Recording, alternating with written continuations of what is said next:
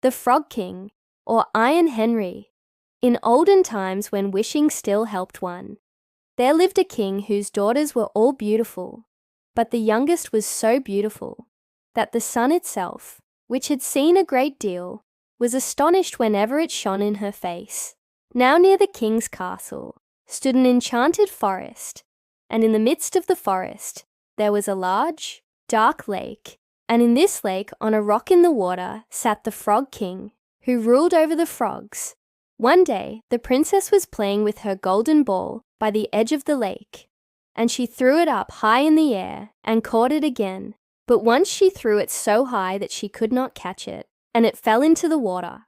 The princess ran to the edge of the lake and peered into the water, but the ball had sunk so deep that she could not see it. Then she began to weep bitterly and sat down and wailed. While she was lamenting, the frog came hopping up and said, "Why are you weeping, princess? Your tears are wetting the whole forest." The princess answered, "Alas, how can you help me? My golden ball has fallen into the water and I cannot get it back." "Never mind," said the frog. "I can fetch it for you, but you must promise to love me and take me as your companion, for I am lonely here in the water." "Oh yes," said the princess. "I promise you anything you want if you only bring back my ball." But she thought, "What nonsense! This stupid frog is talking. He can sit in the water with his equals and croak as much as he likes. He cannot be my companion." The frog, however, when he had received this promise, dipped his head under the water and sank down. After a while, he brought the ball up again and carried it to the princess on the grass. When the princess saw the beautiful ball, she ran to pick it up and was so happy that she forgot all about the frog. She took the ball and ran away with it. "Wait, wait!" cried the frog. "Take me with you.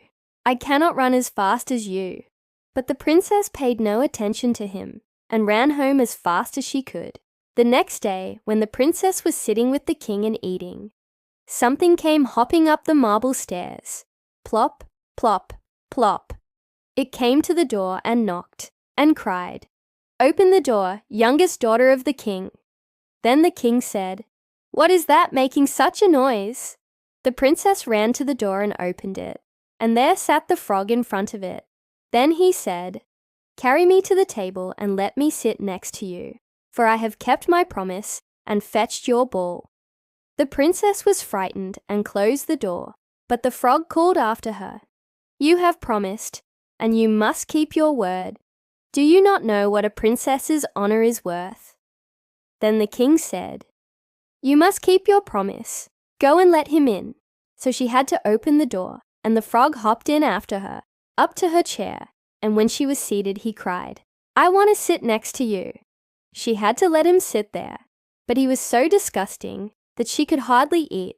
When the meal was over, the frog said, "Now I am tired. Carry me to bed and let me sleep in your bed." The princess began to weep and was afraid of the cold frog, which she did not want to touch. But the king said, "You must keep what you have promised, or else you will be unhappy all your life." So she had to take the frog up and carry him to her room. When she was in bed, he said, "I want to lie on your pillow." She was very angry, but she had to let him do it. Then he lay down on the pillow, and when she was asleep, he closed his eyes and slept all night. The next morning, when the princess awoke, she saw the frog lying beside her, and she was so frightened that she jumped out of bed. But the frog said, "Do not be afraid. I am not a real frog, but a prince under a spell. If you kiss me, the spell will be broken." The princess did as he asked, and immediately the frog was changed into a handsome prince with kind eyes, who thanked her for freeing him from the enchantment. They went to the king, and the prince asked for the princess's hand in marriage. The king was pleased, and the wedding was celebrated with great splendor. But the faithful Henry, who had been the prince's servant, had been so sad when his master was turned into a frog that he had ordered 3 iron bands to be put around his heart to keep it from breaking. When the prince was freed, the bands burst with a loud noise, and Henry was overjoyed, and they all lived happily ever after.